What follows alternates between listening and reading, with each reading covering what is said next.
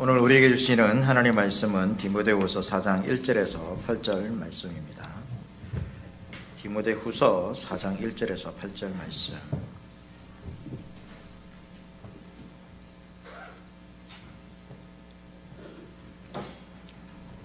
제가 봉독해 드리겠습니다. 하나님의 말씀을 들으시기 바랍니다. 하나님 앞과 살아있는 자와 죽은 자를 심판하실 그리스도 예수 앞에서 그가 나타나실 것과 그의 나라를 두고 엄히 명하노니 너는 말씀을 전파하라. 때를 얻든지 못 얻든지 항상 힘쓰라. 범사에 오래 참음과 가르침으로 경책하며 경계하며 권하라. 때가 이르리니 사람이 바른 교훈을 받지 아니하며 귀가 가려워서 자기의 사욕을 따를 스승을 많이 두고 또 그 귀를 진리에서 돌이켜 허탄한 이야기를 따르리라. 그러나 너는 모든 일에 신중하여 고난을 받으며 전도자의 일을 하며 내 직무를 다하라.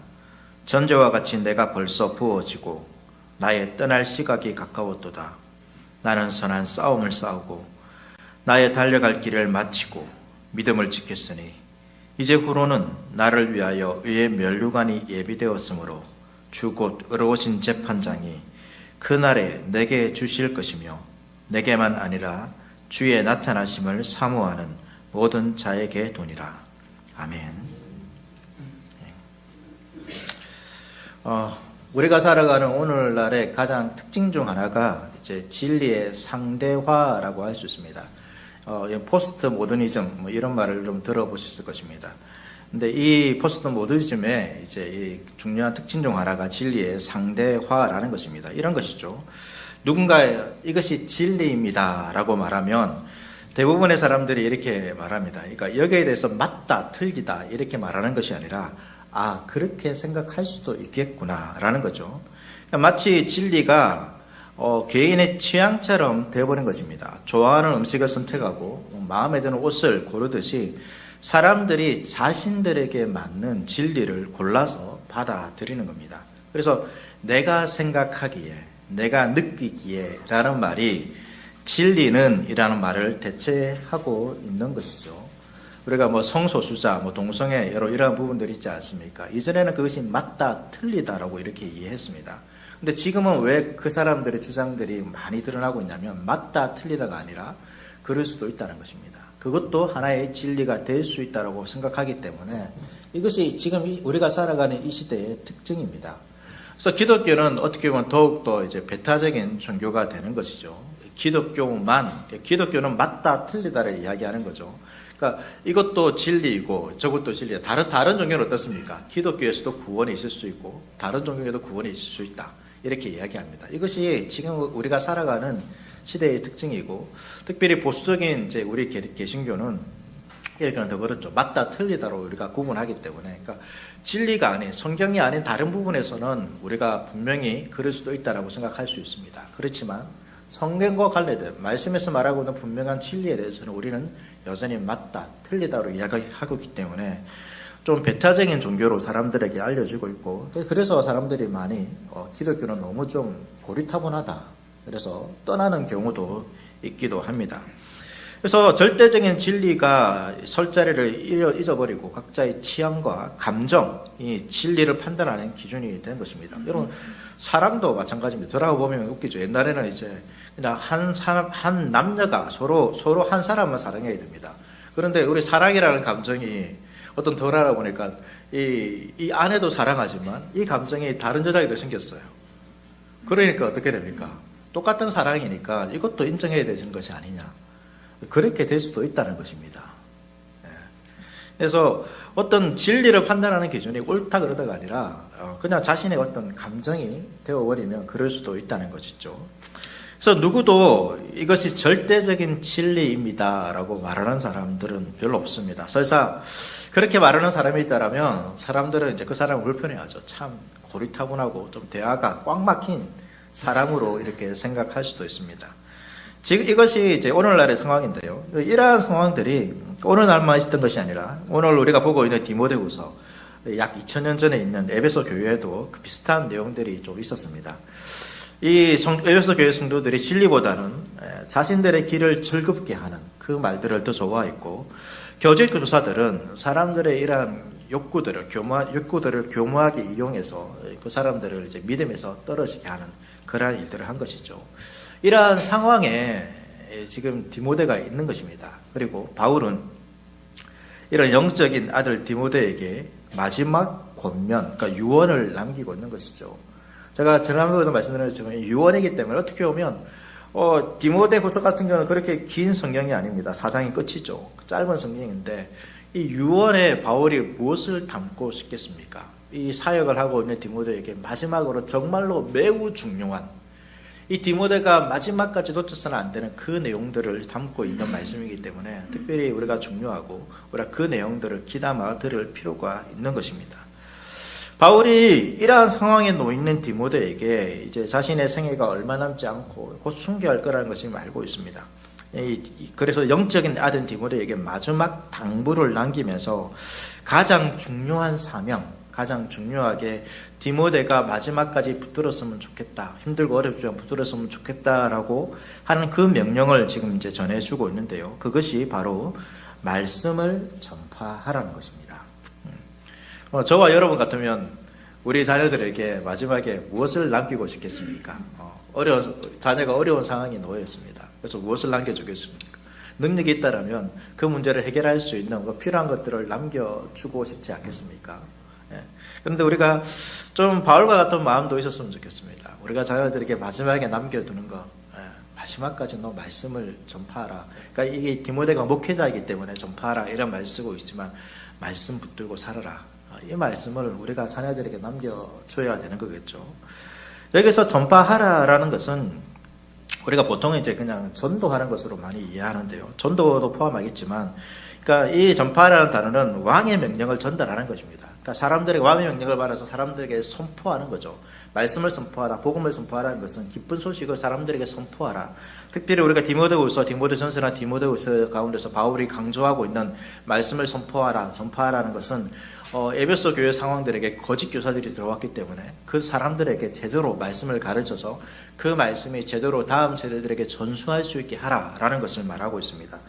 우리가 이제 오늘 찬양할 때도 있겠지만 디모데전서 3장에 보면 그러한 말씀들이 있죠. 우리가 잘 알고 있는 말씀, 너는 배우고 확실한 일에 거하라, 이런 것을, 그러면서 성경을 통하여서 교훈과 책망과 바르게 함, 이런 내용들이 바울의 디모데 전서나 후서에서 반복해서 말하고 있습니다. 그러니까 말씀을 가르치는 것이 이 좀 한정해서 보면, 이 상황에서 한정해서 보면 말씀을 전파하라, 이 말은 말씀을 가르치라는 것입니다. 디모데에게. 그리고 성도들은 말씀을 배우라는 것이죠.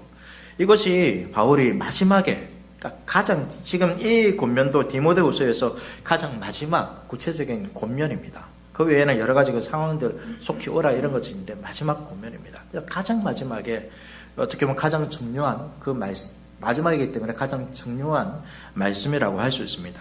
특별히 또 이 말씀이 매우 중요하다는 것을 말해주기 위해서 1절에 이렇게 말하고 있습니다.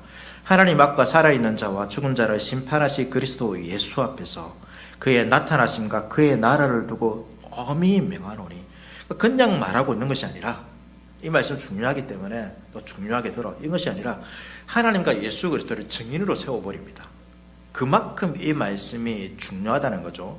살아있는 자와 죽은 자를 심판하실 분, 그러니까 이 말씀에 대해서, 이 말씀을 가지고 살아있고 죽음이, 삶과 죽음이 결정되는 듯한 그 말을 지금 하고 있는 것입니다. 그만큼 이 말씀을 전파하라, 말씀을 선포하라, 이 말씀 그 자체가 중요하다는 것을 지금 바울이 말해주고 있는 것이죠. 특별히 이런 것은 이제 에베소 교회 상황과도 좀 연관되어 있습니다. 우리가 쭉 봤듯이 거짓 교사들이 들어왔습니다. 그래서 이 바울은 에베소 교회를 2년 반, 3년 정도 심혈의 교회로서 가르쳤습니다. 세웠습니다. 그런데 이 에베소 교회가 교회 안에 들어온 거짓 교사들 때문에 지금 막 흔들리고 있습니다. 성도들이 미혹되고, 잘못된 가르침, 부활은 이미 지나갔다. 부활 기다릴 필요 없다. 이미 부활했고, 이제 부활했기 때문에 우리가 마음대로, 다 이루어졌기 때문에 마음대로 살아야 된다. 이런 생각을 가지며 성도들의 믿음들을 무너뜨리고 있죠. 이러한 가르침들이 점점 커지고 있습니다. 그래서 진지한 성경 연구 대신 말장난과 같은 헛된 변론, 세상의 헛된 이야기들, 이런 것들을 일삼고 있고 경건의 모양을 있으나 경건의 능력들을 부인하는 그러한 사람들이죠. 이러한 사람들 때문에 막 혼란스러워하고 있습니다. 이미 어떤 사람들은 진리에서 떠나서 방황하고 있고 그런 상황이죠. 이러한 상황에 디모데는 젊은 목회자입니다. 나이가 어립니다. 나이가 어리기 때문에 사람들이 무시할 수도 있겠죠.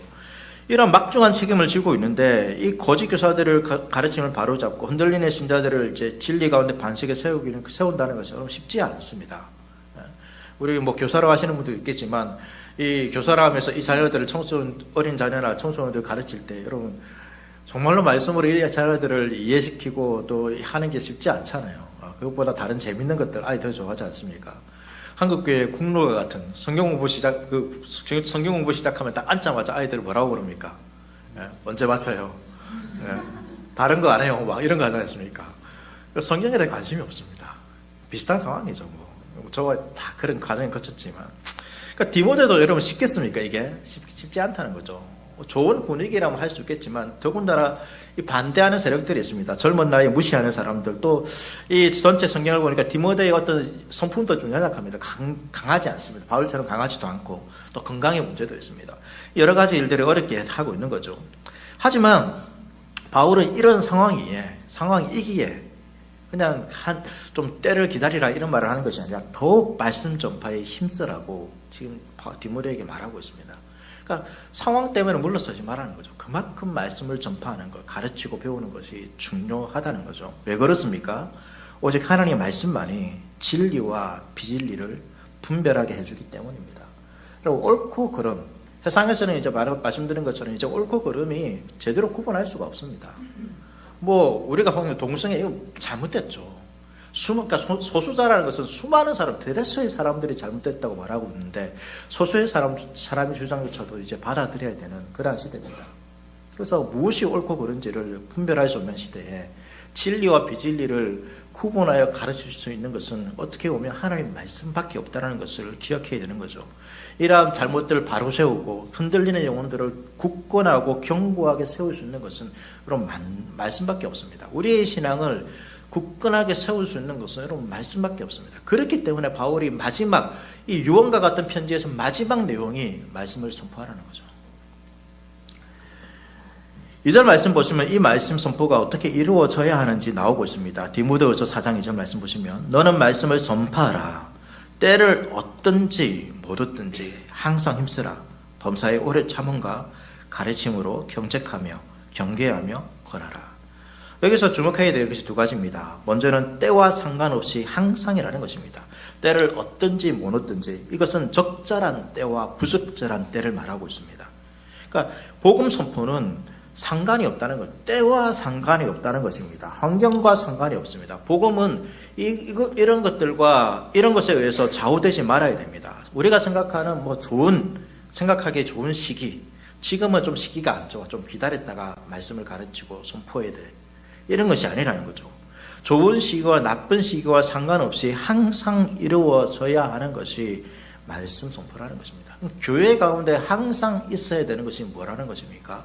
말씀을 선포하고 가르치고 배우는 것이라는 거죠. 기회가 있든 없든 변함없이 그렇게 해야 되는 것입니다. 그리고 바울은 이 일에 힘쓰다라고 말하고 있습니다. 힘쓰다라는 것은 우리가 생각하는 힘을 쓰다 이런 것보다는 이 곁에 서 있다, 준비하다, 항상 대기하다는 것입니다. 그러니까 말씀 선포가 얼마나 긴급하고 중요한지를 강조해 주는 거죠. 이 군인이 항상 전투 태세를 갖추고 있는 것처럼 말씀을 전하는 이 사역자, 이 디모데가 항상 말씀을 선포할 수 있는 그 상태로 준비되어 있어야 한다는 거죠. 이 말씀을 선포하는 이 디모데만 준비되어 있으면 됩니까? 디모데는 준비되어 있는데 말씀을 배울 사람이 없어요. 그러면 안 되잖아요. 소용이 없지 않습니까? 항상 그러니까 교회의 모든 성도들은 말씀이 선포되어지고 말씀을 배울 그런 준비가 되어 있어야 한다는 것입니다. 이처럼 이 어떤 상황과 상관없이 그렇게 이루어져야 되고 그냥 우리가 뭔가 때를 좀 봐서는 안 됩니다. 그 목회자도 때를 봐서 말씀을 가르치는 것이 아니라 성도들도 마찬가지죠. 지금은 내가 좀 힘든 때이기 때문에 시간이 없기 때문에 내가 좀 여유가 되면 배워야 되겠다. 그렇게 말씀을 대하라는 것이 아니라는 것입니다. 말씀을 대하는 당사는 때를 얻든지 못 얻든지 항상 우리가 그 말씀 앞에서 준비되어 있어야 됩니다. 말씀을 가르치고 배우는 일들이 준비되어 있다는 거죠. 이 말씀을 선포하고 배우는 일에 여러분 다른 것들이 핑계가 되어서는 안 된다는 것입니다. 저는 이런 것 때문에 이런 것 때문에 지금 상황이 나의 형편이 안 됩니다. 그렇게 되면 어떻게 됩니까? 그렇게 되지 말라는 거죠. 그렇게 되면 흔들리게 되는 것입니다. 그러면서 바울은 세 가지를 이야기하죠. 앞서도 3장에서도 비슷한 이야기 했는데 세 가지 말씀을 선포할 때 세 가지를 이야기하고 있습니다. 경책하며 경계하며 권하라라고 말하고 있습니다. 경책했다는 것은 책망하는 거죠. 이미 거짓 교훈에 빠진 성도들이 있습니다. 그래서 이 사람들의 잘못을 지적해야 합니다. 그 상태로 그대로 두어서는 안 됩니다. 여러분, 교회는 경책하는 곳입니다. 성도들이 잘못된 삶을 살고 있다면 여러분 그대로 놓아둔다면 그건 방치하는 것이고 유기하는 것이고 오히려 망하게 하는 것입니다. 그 성도들의 잘못된 삶에 대해서 여러분 책망할 수 있어야 됩니다. 그렇지 않으면 그 성도들이 바른 길로 오지 못하는 거죠. 그래서 이 말씀을 선포하면서 이 디모데에게 경책하라는 거죠. 잘못된 길로 간 사람들을 그대로 두지 말고 사랑으로 책망해서 진리의 길로 돌아올 수 있도록 경책하라고 말하고 있습니다. 그리고 경계하라는 것은 이 조심시키는 거죠. 조심시키는 것입니다. 이미 거짓 교사들이 있기 때문에 그들의 가르침에 넘어가지 않도록 이 경계하는 역할이 말씀 선포를 통해서 이루어지고 있는 것입니다. 대비하라는 것이 이러한 위험들을 대비하라는 것이고, 권면이라는 것은 성도들이 지금 혼란 가운데 낙심한 성도들 있을 수 있습니다. 누구의 말이 옳은지 분별하기 어려워하는 일들이 있고 거짓 교훈 때문에 믿음이 흔들리는 이들도 있습니다. 이들의 따뜻하게 격려해서 바른 방향을 제시하는 것이 권면이라는 것입니다. 경책하고 책망하고 경계하고 주의시키고 그리고 권면해서 위로해서 이 사람들을 바르게 세우라는 거죠. 이 모든 것들을 오래 참음과 가르침으로 해라라고 말하고 있습니다. 왜 그럽니까? 여러분 정말로 사람은 안 변합니다. 정말로 오래 걸립니다. 여러분 그 제자반 하신 분들 제가 여러 번 말씀드렸습니다. 한 번 제자반 거치면 내가 했기 때문에 괜찮아질 거야. 이런 생각 절대로 하시면 안 됩니다. 정말로 안 변합니다. 내가 변했다라는 생각이 드는 게 아니라 누군가 봤을 때 저 사람이 좀 달라진 것 같다. 그러면 변했다라고 생각하십시오. 어떤 과정을 거친 데 가지고 변한 것이 아니라 여러분 지속적으로 해야 됩니다. 그래서 가르치는 자도 정말로 오래 참음으로 인내로 해야 되고, 왜 안 변해? 이런 책망, 이런 마음 때문에 실망해서는 안 됩니다. 이렇게 내가 노력했는데 정말로 어떤 분들이 있더라고요. 정말로 몇 년을 청년 때부터 가르쳐가지고 했는데 결혼하고 나니까 다 무너졌다. 이런 얘기도 듣습니다. 결혼하면 좀 그렇잖아요. 그래서 오래 참음이 필요하구나. 인내가 필요하구나. 배우시는 분들도 마찬가지입니다. 내가 배웠는데 왜 이렇게 안 변하지? 이렇게 생각하시면 안 됩니다. 계속해서 배우셔야 됩니다. 그렇게 하는 거죠. 시간이 필요하다는 것입니다. 하루아침에 이루어지지 않는 거죠. 그래서 이렇게 하라는 것입니다. 그래서 경책과 경계와 이 권면, 어떻게 보면 이것은 그러니까 신자들을 위한 것이죠. 신자들을 그러니까 전체적인 삶의 전방위적으로 돌보고 있는 것이 바로 이 말씀이라는 것입니다. 경책해서 이들을 다시 돌이키고, 경계해서 잘못된 길로 빠지지 않고 하고, 권면해서 다시금 그 길을 걸어갈 수 있도록 힘을 주는 것이 뭐라는 것이죠? 말씀이라는 것입니다. 말씀. 그러니까 우리를 돌보고, 우리를 회복시키고, 우리를 지켜주는 것이 뭐라는 것입니까? 말씀이라는 것입니다.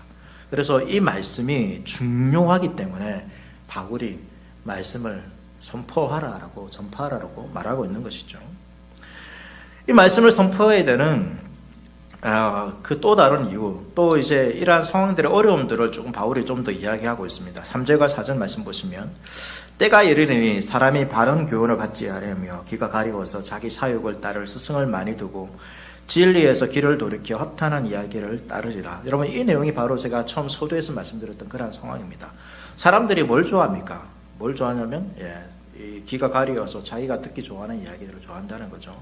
이 때가 이른다라는 것은 단순히 미래가 아니라 이 에베소 교회 가운데 이미 이러한 상황이 일어나고 있고 더 심각해질 것이다라는 것을 바울이 경고하고 있습니다. 그리고 그 시대의 특징이 뭐냐면 사람이 귀가 가려워졌다는 것입니다. 귀가 가려워졌다. 이 말이 무슨 말일까요? 이게 말이 아니라 막아졌다는 게 아니라 가렵다는 것입니다. 기가 가려운 것입니다. 간지럽다는 거죠. 그러니까 여기 여러분 가끔씩 이제 피부에 뭐가 나면 어떻습니까? 간지러운 경우가 있죠. 참아야 되는데 잘 참아집니까? 안 참아야죠. 손 대면 저도 약간 이제 그런 게 있어가지고 참아야 되는데 그냥 막 조금만 건드리면 완전히 피부가 빨개져가지고 그런 경우들이 있습니다. 그러니까 이런 것처럼 피부가 가려울 때 참지 못하는 것처럼 이 자신의 욕구를 충족시켜 줄 만한 가르침을 갈구하는 그 상태가 바로 기가 가렵다라는 상태입니다. 뭔가 자신의 기가 계속 간지러워가지고 뭔가 이 간지러움을 없애줄 만한 가르침을, 즉 소리를 들어야 한다는 것이죠. 그런데 이것은 진리의 말씀을 들으러 하지 않으면서 한다는 것입니다. 진리의 말씀으로 그것을 가리우는 것이 아니라 자신의 욕구를 채워줄 진리의 말씀이 아니라 다른 달콤한 말을 찾아다니는 영적인 상태를 말하고 있습니다. 하나님의 말씀에 대해서는 관심이 없습니다. 그런데 다른 재밌는 이야기들은 열심히 찾아다니는 것입니다. 더 심각한 것은 무엇입니까? 이들이 자기의 사욕을 따를 스승을 많이 둔다는 것이죠. 많이 둔다. 단순 숫자가 많다는 것이 아니라 진리는 하나죠. 하나님 말씀밖에 없습니다. 그런데 이 거짓 교훈들은 자신의 취향대로 막 골라 들을 수 있다는 것입니다. 마치 오늘날 이제 유튜브가 그런 역할이죠. 제가 유튜브가 하나님께서 주신 거라 했습니다. 어떻게 하나님 말씀을 들을 때. 그런데 유튜브를 통해서 하나님의 말씀을 듣지 않고 내가 좋아하는 이야기, 재밌는 이야기, 뭐 그런 것들은 뭐 소추나 이런 거 많죠. 뭐 짧게 들으면서 넘기면서 그런 이야기만 우리가 유튜브로 이야기한다라면 그런 것입니다. 요즘은 뭐 찾아가지 않아도 집안에서 앉아서 다 들을 수 있는 시대 아닙니까? 어떻게 보면 이 시대보다 더 우리가 이러한 유혹에 노출되어 살아가는 시대가 바로 오늘날 시대입니다. 우리 청소년들도 여러분 주의하십시오. 여러분 듣기 좋은 말만 추구하면 결국은 망한다는 것을 기억하십시오. 제가 피부가 간지럽다 해가지고 막 간지르면 어떻게 됩니까? 어떻게 됩니까? 그렇죠. 피가 납니다. 지금도 제 다리에 몇 군데가 있습니다. 하면 안 되는데, 이제 여름이 지나고 가을, 겨울 돼 건조해지니까 제가 제대로 관리하지 않으면 좀 그렇게 되는데, 그렇다는 거죠. 결국 안 좋습니다. 그런 이야기를 들으면 자기에게 유익이 되는 것이 아니라 이 간질 때는 좋죠. 시원하니까. 근데 간지고 나면 어떻게 됩니까? 더 고통스러운 것입니다. 그 결과에 대해서도 바울이 말하고 있습니다. 진리에서 길을 돌이켜 허탄한 이야기를 따른다. 허탄한 이야기 뭡니까? 이게 아무런 의미가 없는 것입니다. 그리고 이들이 어디서 돌이킵니까? 진리에서 돌이켰다라고 말하고 있습니다. 그러니까 이 사람들이 안 믿는 사람들이 아니에요. 믿고 있어요. 진리를 들었던 사람들이에요. 들었는데 그 들었던 진리에서 돌이켜서 어디로 가는 것입니까? 진리는 재미없어. 진리는 나를 만족시킬 수 없어. 하나님 말씀은 더 이상 나의 만족이 안 돼. 이러면서 다른 재밌는 이야기를 향하여 찾아가는 것이죠. 이러한 모습들을 바울이 지금 꼬집고 있는 것입니다. 자신이 듣고 싶은 이야기. 그러니까 이런 단순히 실수가 아닙니다. 진리는 이제 나를 만족시킬 수 없다라고 생각해서 다른 것들 찾아가는 것입니다. 오늘날은 무엇입니까, 여러분? 이 어떤 자기를 성장시킬 수 있는 그런 이야기죠. 교회 가운데서도 이 복음이 아니라, 그러니까 사람들을 좀 더 만족시킬 수 있고 아니면 세상을 더욱더 잘 살 수 있게 해주는 그러한 내용들의 메시지가 있습니다. 그런 것들이 우리를 갑자기 나라가 생각나네. 좋게 해주는 것들, 그런 것만 찾는 것들이 있지 않습니까?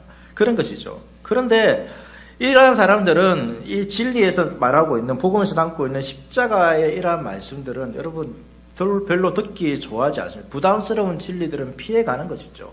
죄와 회개 같은 것, 자기를 부인하고 십자가를 지라고 하는 것들, 주의 말씀에 순종하라 하는 것들, 이런 것들은 피해가는 것입니다. 그러니까 성경의 권위보다는 자신이 중심에 대해서 이 말씀들을 판단하고 받아들이고 하는 그러한 세태가 바로 이러한 모습이고 오늘날 우리의 세태인 것이죠.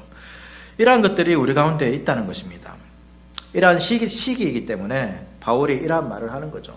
그러면서 바울은 5절에서 이렇게 말하죠. 그러나 너는 모든 일에 신중하여 고난을 받으며 전도자의 일을 하며 내 직무를 다하라.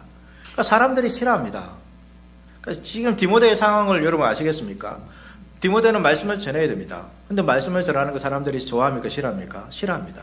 진리에서 돌이켜서 자기가 듣기 좋아하는 재밌는 이야기, 허탄한 이야기, 신화와 같은 이야기, 아니면 자기를 성장시킬 수 있는 이야기, 이 세상에서 좀 보다 더 만족시킬 수 있는 이야기, 그러한 이야기들을 찾아가고 있습니다. 그러한 사람들에게 말씀을 전하면 사람들이 듣겠습니까? 안 듣겠죠. 실망하겠죠. 그러한 실망을 좀 바울이 알았던 것 같습니다.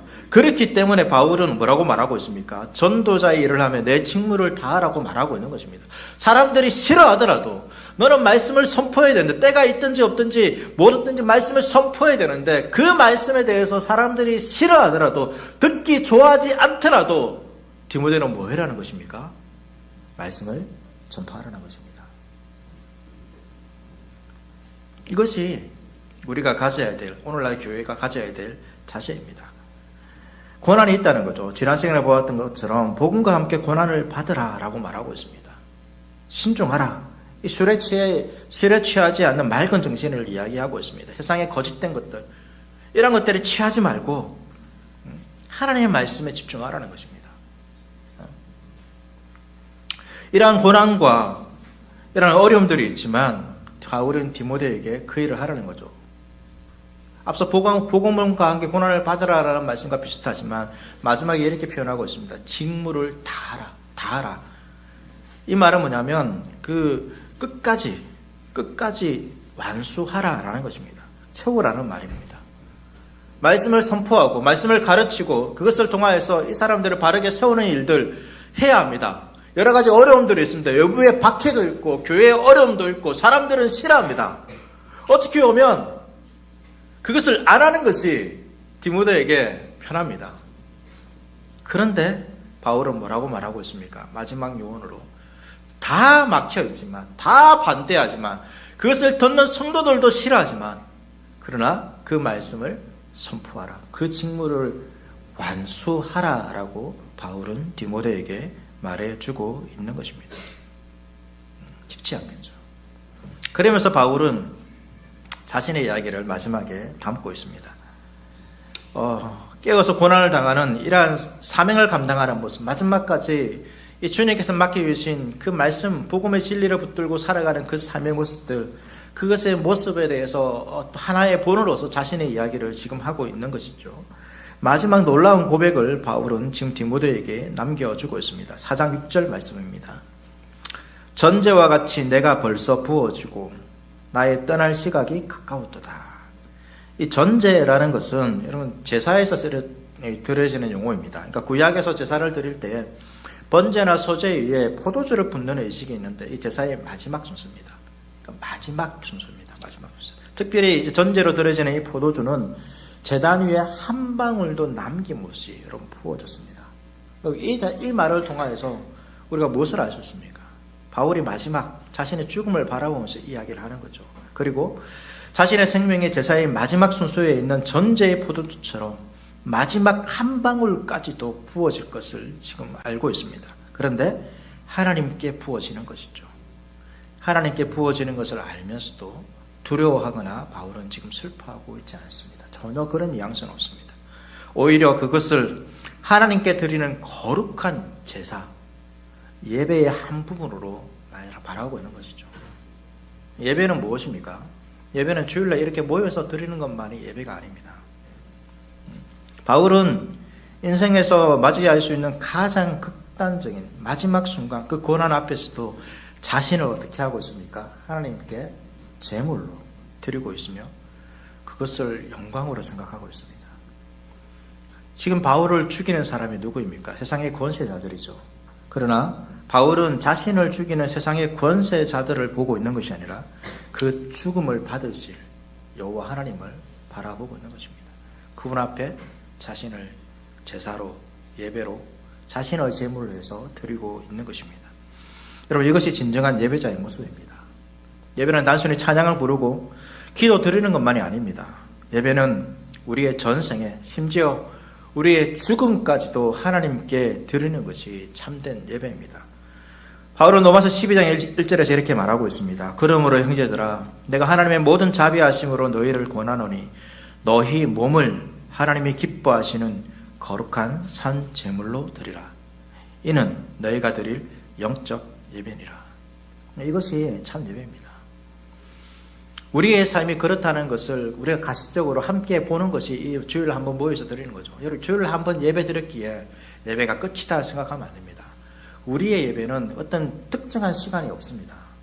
전생애가 주를 믿고 난 이후에 전생애가 하나님께 드려지는 예배이고 우리가 그 예배 중에 특별한 시간, 이 시간에 모여서 우리가 함께 모여 이 교회에서 예배를 드리는 것이죠. 전생애가 예배라는 것입니다. 이 삶에서 예배자로서 우리가 살아가야 하는 것입니다. 우리의 삶이 예배자가 될 수 있기를 바랍니다.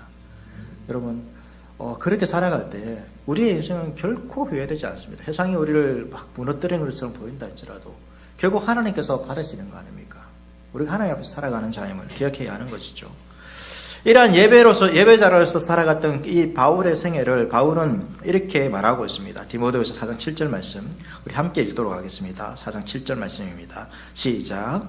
나는 선한 싸움을 싸우고 달려갈 길을 마치고 믿음을 지켰으니. 바울은 세 가지로 이야기하고 있습니다. 첫 번째가 이제 선한 싸움을 싸웠다라는 거죠. 여기 싸움이라는 것은 경기장에서 벌여지는 격렬한 어떤 시합을 말하고 있습니다. 그러니까 운동선수가 승리하기 위해서 모든 것을 걸고 싸우는 그러한 장면을 바울이 지금 이야기하고 있는 것이죠. 바울의 이 싸움은 쉽지 않습니다. 바울은 사나운 짐승과 싸우듯이 싸워야 했던 그러한 경우도 있습니다. 거짓 교사들은 바울의 사도권을 부정했습니다. 가르침을 비방했고 교회를 분열히 일으켰습니다. 그리고 더 고통스러웠던 것은 바울이 함께했던 오랜 시간 동안 함께했던 그 신뢰했던 동력자들조차 바울을 버리고 떠났습니다.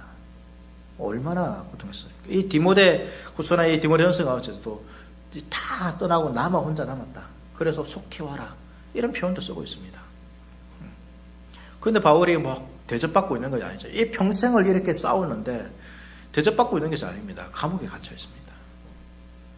좀 주를 위해서 열심히 살다가 감옥에 갇혔으면 좀 교회들이 좀 해가지고 좀 위로해주고 막 이래야 되는데 그런 게 없다는 거죠.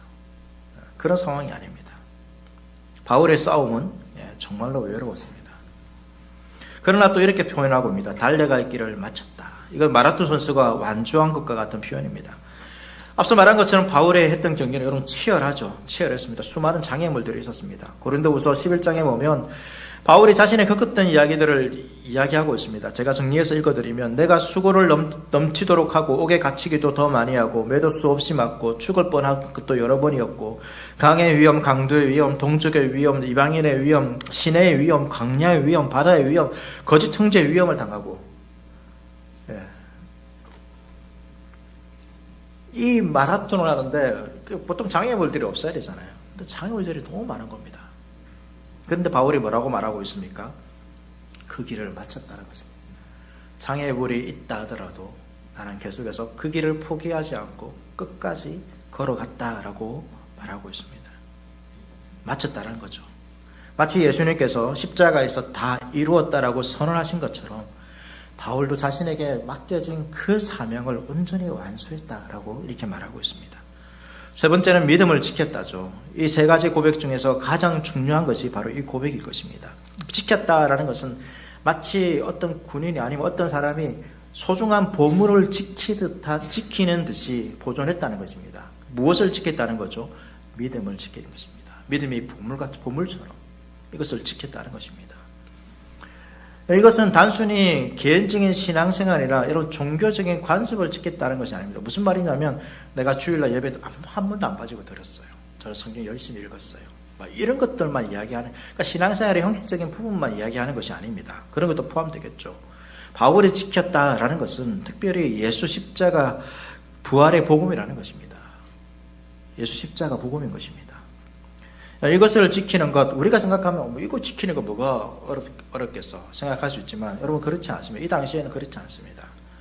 바울이 갈라디아서에서 이렇게 고백합니다. 5장 11절 말씀 보시면 형제들아 내가 지금까지 할례를 전하였더라면 어찌하여 박해를 받으리요? 그리하였으면 십자가의 걸림돌이 제거되었으리라. 그러니까 바울이 박해를 받는 이유가 무엇입니까? 할례를 전했으면 박해를 안 받았다는 것입니다. 왜 박해를 받고 있습니까? 십자가를 전했기 때문에 바울이 지금 박해를 받고 있는 것입니다. 십자가를 붙들고 살았기 때문에 박해를 당했다는 거죠. 바울이 여기서 조금만 타협했다라면 이렇게 심한 박해, 조롱, 외로움, 배신 이런 것들은 당하지 않을 수도 있었을 것입니다. 그러나 이 복음을 지키기 위해서, 복음의 순수성을 지키기 위해서 바울은 이 고난을 기꺼이 감당했던 것이죠. 사람들은 여러분 다 싫어합니다. 유대 사람들도 십자가는 저주, 하나님의 저주의 상징이라고 이야기하고 있고, 헬라인들도 십자가는 미련한 것이다, 지혜 있는 것이 아니라 미련한 것이라고 말하고 있습니다. 저주받은 자, 십자가를 붙들고 살아가는 자는 저주받은 자이고 세상에서 미련한 자라고 말하는 것입니다. 그 가운데서 벗어나려면 뭐 하면 됩니까? 십자가를 버리면 되는 것입니다. 조금만 타협하면 되는 것이죠. 그래서 거짓 교사들이 뭐 할까요? 십자가와 타협하는 것입니다. 온전한 십자가만 이야기하는 것이 아니라 할례를 이야기하고 율법을 이야기하고 그 당시 사람들이 듣기에 좋아하는 말들을 골라서 선택해서 들려주는 이야기를 한 것입니다. 그래서 이 사람들은 박해를 받지 않는 것이죠. 그러나 바울은 그 복음을 지켰기 때문에 이러한 고난을 당한 것입니다. 이처럼 복음을 지키는 일에는 큰 대가가 따릅니다. 바울은 내가 그리스도 십자가 외에 결코 자랑할 것이 없노라라고 선포했을 때에 바울은 세상의 모든 명예와 지위를 다 포기했습니다. 바울은 여러분 하찮은 사람이 아닙니다. 이 사람을 평가해서는 안 되지만 그러나 정말로 그 유대 사회에서 엄청난 유망자였습니다. 자기 지도자로서 선택된 사람이 어떻게 보면 바울이라고 할 수도 있습니다. 매우 뛰어난 지식도 가지고 있습니다. 그리고 매우 그 유대인의 관점에 봤을 때는 매우 거룩한 삶을 살았습니다. 이 바울과 같은 사람이, 바울 스스로도 나와 같은 사람은 없다라고 말할 정도로 대단한 삶을 살았던 사람이 이 바울입니다. 그런데 바울이 이 십자가만을 자랑하기로 결정했을 때 이 모든 것을 다 포기했다는 것이죠. 다 포기하고 자신에게 유익했던 모든 것을 그리스도를 위하여 다 해로 여기고 배설물과 같이 여겼다라고 바울은 말하고 있습니다. 그러한 포기가 있음에도 바울은 끝까지 믿음을 지켰던 것이죠. 감옥에 갇혔을 때도, 동력자들에게 버림받았을 때도, 순교의 위협 앞에서도 바울은 결코 복음의 본질을 타협하지 않았습니다. 여러분, 왜 이렇게까지 한 것입니까? 바울에게 이 확신이 있었기 때문입니다. 로마서 1장 16절 말씀에 내가 복음을 부끄러워하지 아니하노니 이 복음은 모든 믿는 자에게 구원을 주시는 하나님의 능력이 됨이라. 복음 외에는 구원이 없습니다. 복음 외에는 구원이 없습니다. 복음 외에는 하나님의 능력이 오는 길이 없습니다. 복음만이 하나님의 능력입니다. 바울은 그것을 너무나도 잘 알았습니다.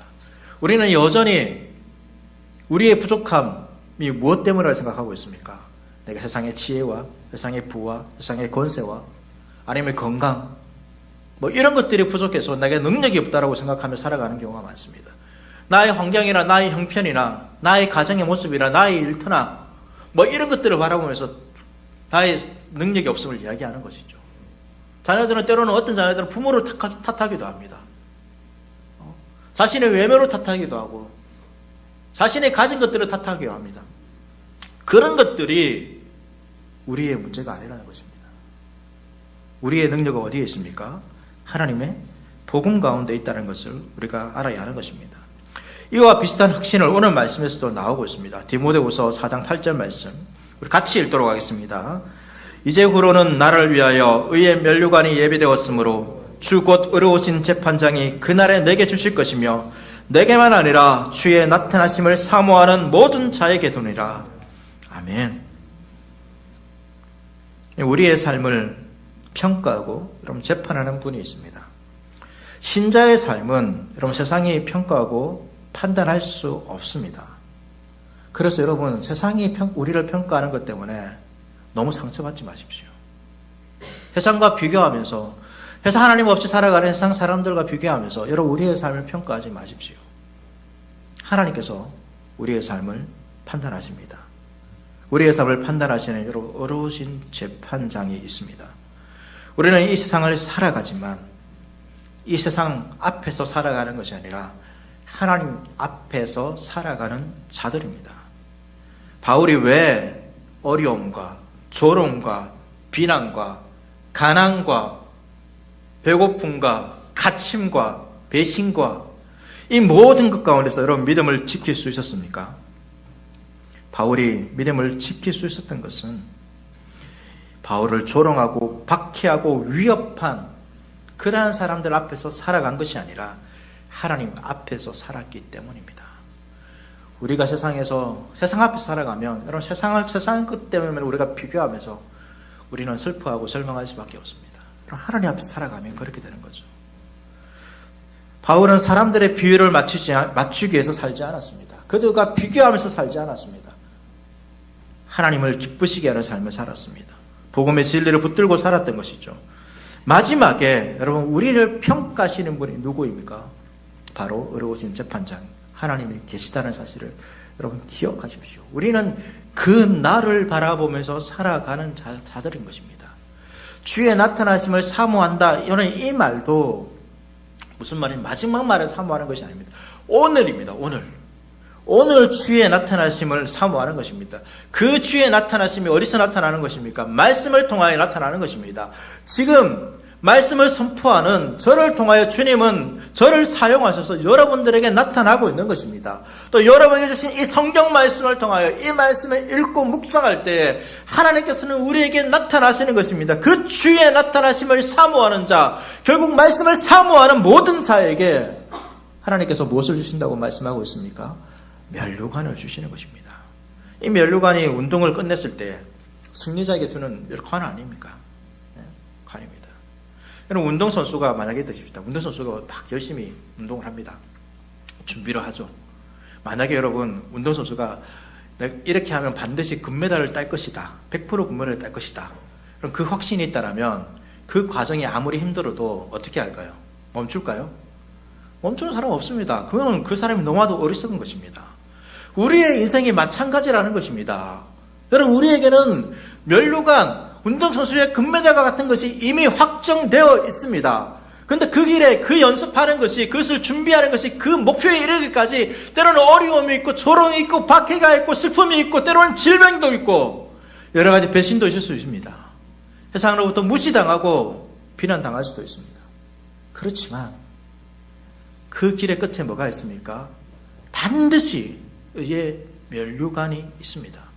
가던 길을 멈추게 되면 우리는 그것을 얻지 못합니다. 그것은 어리석은 것입니다. 운동선수가 반드시 이렇게 연습하면 금메달을 딸 수 있는데 그것을 포기하는 것과 마찬가지인 것입니다. 그러한 삶을 살지 말라라고 바울이 지금 이야기하는 것이죠.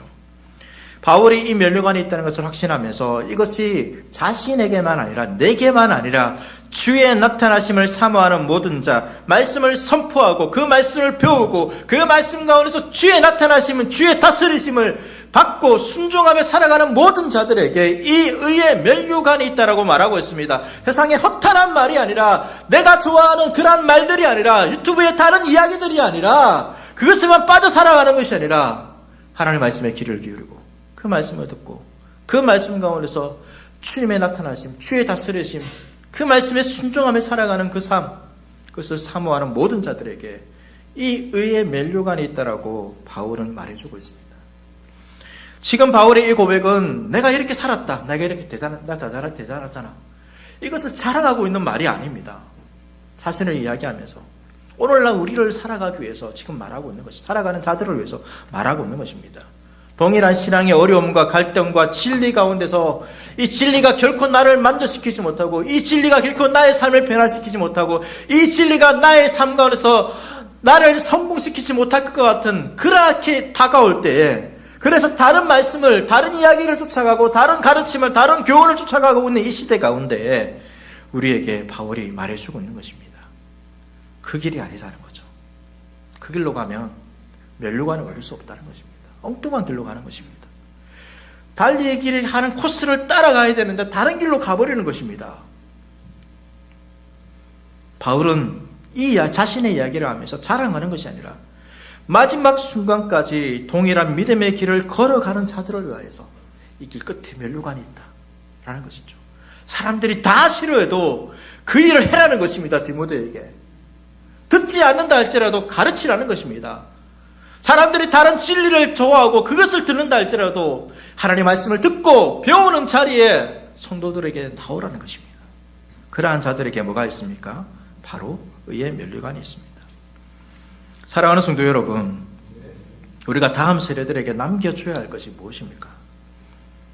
저는 바울이 자신의 영적인 아들 디모데에게 마지막 유언과 같은 여러분 이 말이 우리가 다음 세대들에게 남겨줘야 되는 말이 아닌가 싶습니다. 그냥 삶의 어려움을 당하실 때 이렇게 하면 된다.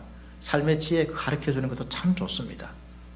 그러나 우리가 더 남겨줘야 하는 것은 바울처럼 내가 선한 싸움을 싸웠고 이 길을 마쳤고 끝까지 믿음을 지켰다. 저는 이것을 우리가 다음 세대들에게 남겨줘야 하는 것이 아닐까요? 어떻게 살아야 되는가? 아버지 없이 이제 홀로 살아가야 되는데, 부모 없이 홀로 살아가야 되는데 어떻게 살아야 되는가? 그것을 걱정하면서 그냥 걱정만 하는 것이 아니라 내가 살아왔던 그 삶의 길을 이야기해 주는 것입니다. 그럼 죽을 때만 이야기하는 것이 아니라 여러분 오늘 우리가 이 말씀 붙들고 살아가는 사람들은 다 싫어하고 다른 것을 쫓아가는 이 시대에 이 말씀 붙들고 선한 싸움을 싸우고 경주하는 오늘 나의 삶을 여러분 우리의 자녀들에게 남겨줘야 할 것입니다. 그래야지만 이 자녀들이 어떻게 되죠? 이렇게 오는 거죠. 그리고 마지막에 이야기할 수 있는 거죠. 내가 싸웠다. 의의 면류관이 있다. 네가 이 길을 따라온다라면 나와 함께 이 의의 면류관을 쓰게 될 것이다 라고 말해줄 수 있게 될 것입니다. 말씀을 정리하겠습니다. 바울은 마지막 서신을 통하여서 마지막 말을 통하여서 때를 어떤지 모르든지 말씀을 전파하라 라고 말하고 있습니다. 단순한 권면이 아닙니다. 진리를 외면하고 허탄한 이야기를 쫓는 세상 속에서 우리는 더욱 말씀에 여러분 깨어 있어야 됩니다. 말씀을 붙들고 살아야 됩니다. 그냥 살 수가 없습니다. 그럼 말씀을 날마다 붙들지, 그러니까 내가 어느 정도 알고 있다, 여러분 그것으로 만족해서는 안 됩니다. 목사인 저도 여러분 말씀을 보지 않으면 그냥 넘어지는 것입니다. 아무리 많은 지식이 있고 많은 설교를 했다 하더라도 말씀을 보지 않으면 목사도 넘어집니다. 그에 대해서 여러분 결코 내가 지금까지 열심히 했기 때문에 안전하다 이런 생각을 해서는 안 됩니다. 날마다 어떻게 해야 됩니까? 이런 허탄한 이야기 속에서 말씀을 붙들고 말씀을 배우고 듣고 그 말씀만 순종하며 살아가는 자들이 되어야 됩니다. 때로는 반대도 있고 핍박이 있고 때로는 여러 가지 어려움도 있습니다. 아무도 귀를 기울이지 않는 것처럼 보일 수도 있습니다. 우리만 홀로 걸어가는 것, 맞다 틀리다가 없는 이 시대 가운데서 우리만 맞다고 말하는 이 시대 가운데 우리를 향하여서 사람들이 조롱할 수도 있습니다. 그러나 이것이 진리이기 때문에 예수님께서 걸어가신 길이기 때문에 걸어가는 것입니다. 그러면서 우리가 바울의 마지막 순간 선한 싸움을 싸우고 달려갈 길을 마치고 믿음을 지켰다라는 이 고백이 저와 여러분들에게 다 함께 있기를 소망합니다. 이 고백이 우리의 고백뿐만 아니라 우리의 자녀들에게도 이어지는 고백이 되어지고 하늘교회가 그 고백대로 주님 오시는 그날까지 선한 싸움을 싸우고 달려갈 길을 마치고 믿음을 지켰다라는 그라여 의의 면류관을 한 분 한 분 다 썼으면 좋겠습니다. 제가 소망하는 것은 하나밖에 없습니다. 여러분 모두가 마지막 날에 주님께서 주시는 의의 면류관을 다 함께 쓰고 다 함께 기뻐하는 것입니다. 그것 외에는 없습니다.